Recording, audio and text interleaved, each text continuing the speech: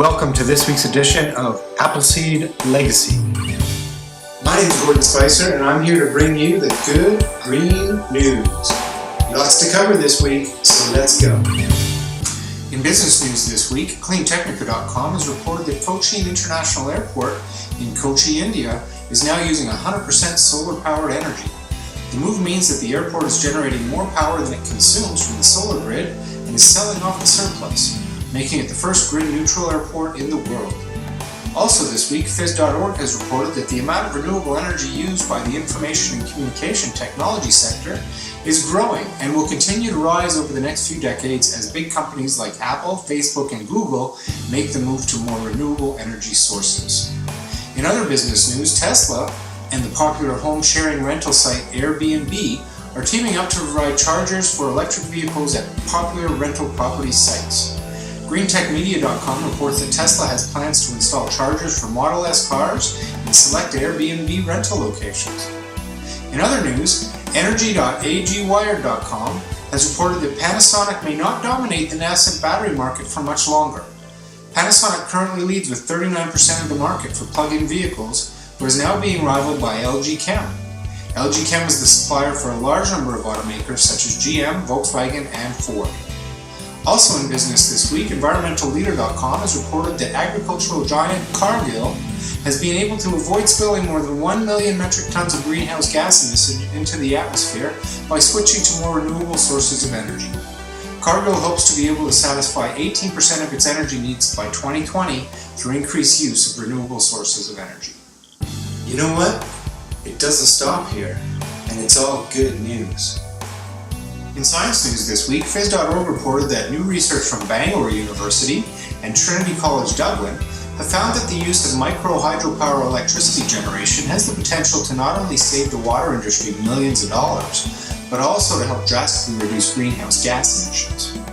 Also from Phys.org, scientists have discovered a way to grow high-quality graphene from tea tree extract. The researchers used a technique called plasma-enhanced chemical vapor deposition, which allows for faster and more environmentally friendly graphene fabrication. In other science news this week, researchers from the University of Adelaide may have found a use for grape waste leftover from the winemaking process. BioscienceTechnology.com reports that the estimated 13 million tons of grape waste produced globally each year could make a competitive biofuel.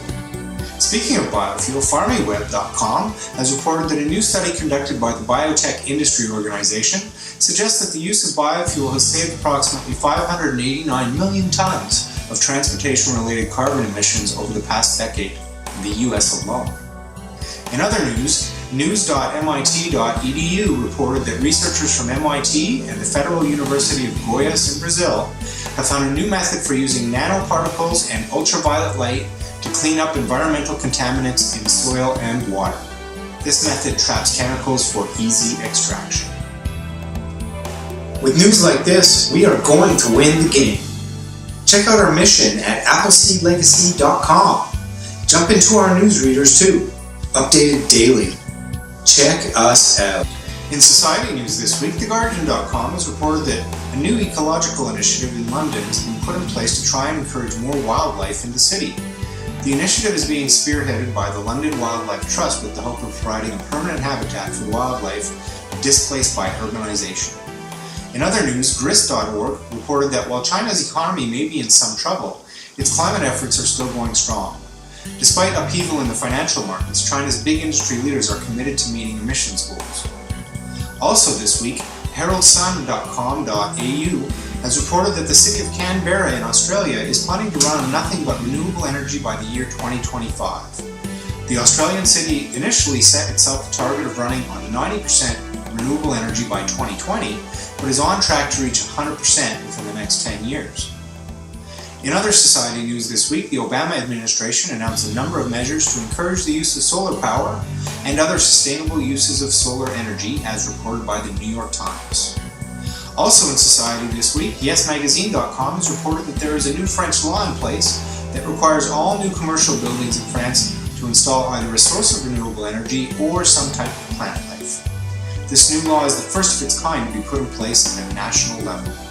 In technology news this week, Phys.org has reported that Mexican group ISA Tract OC has developed technology to eliminate the use of diesel fuel for truck refrigeration systems by switching to solar and kinetic energy. An estimated 20,000 liters of diesel could be saved annually by the use of solar-powered refrigeration systems. ScienceDaily.com has meanwhile reported that scientists have devised a new technology for creating microdroplets to be used in portable analytical devices. The new device will be significantly smaller and more efficient and will be used for environmental monitoring. In other news, ecobusiness.com has reported that a new technology has been developed to reduce the energy used by elevators. Elevators are often overlooked when it comes to planning and developing green buildings, but they represent an average of 5 to 17% of a high-rise's energy consumption. Also this week, Autoblog.com has reported that Elon Musk's tube-based alternative to high-speed rail may soon become a reality. A team has been put together to start researching how feasible it is to keep a 700-mile-long tube at zero pressure. The tube's energy will be supplied by solar panels and wind turbines. Also, other technology news this week, Tektronix International has launched a plasma arc technology at the Duisman and Hensel recycling plant near Frankfurt. EnvironmentalLeader.com has reported that the recycling process used by Tektronix results in less waste and more reusable materials. Thanks for joining us this week and every week. At Appleseed Legacy, our mission is to make significant surgical changes to the environment through business, science, society, and technology. We've been in business for a few years now, and with our staff and an army of volunteers, we are going to get there. Join us on this mission. Tell your friends, and check out our website, appleseedlegacy.com. In 2015, our mission will be expanding significantly. Why don't you hop on the bus? We are going to win this game, the good green game.